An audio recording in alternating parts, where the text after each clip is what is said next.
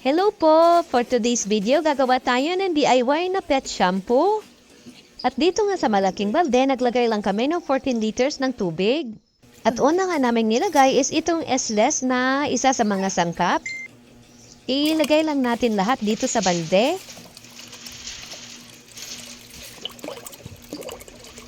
Ayan, at simutin lang natin, sayang.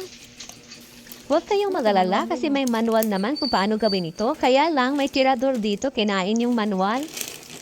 Haluin lang natin mabuti ito hanggang sa matunaw.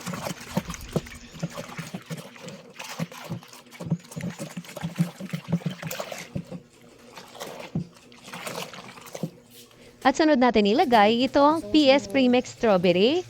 Strawberry flavor kasi ang in-order ko. Napakabango kasi nito.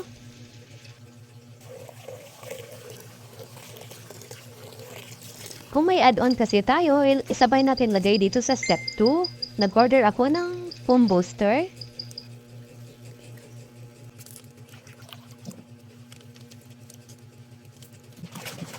I-mix lang natin ulit ito hanggang sa mag-well combined ang ating sangkap.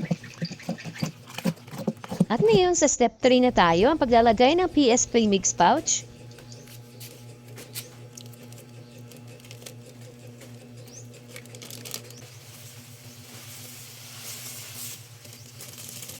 At tapos natin ito ilagay, i-mix lang natin itong mabuti hanggang sa ito'y matunaw.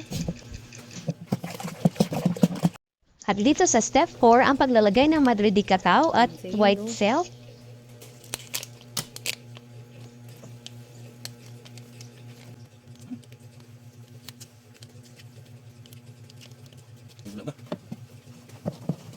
Mix na naman po ulit hanggang sa matunaw. At ang panghuli, step 5, ang paglalagay ng thickener. Dahan-dahan lang po natin ito ilagay habang hinahalo. Huwag po natin ibuhos lahat para hindi po mabigla ang ating mixture.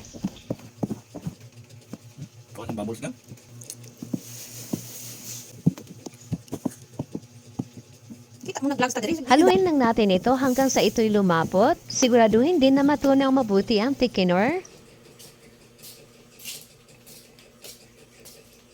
I-rest lang po natin itong ating mixture ng isang araw. At ito na po ang finished product natin. Pwede na po natin ito isalin sa mga bote o lalagyan.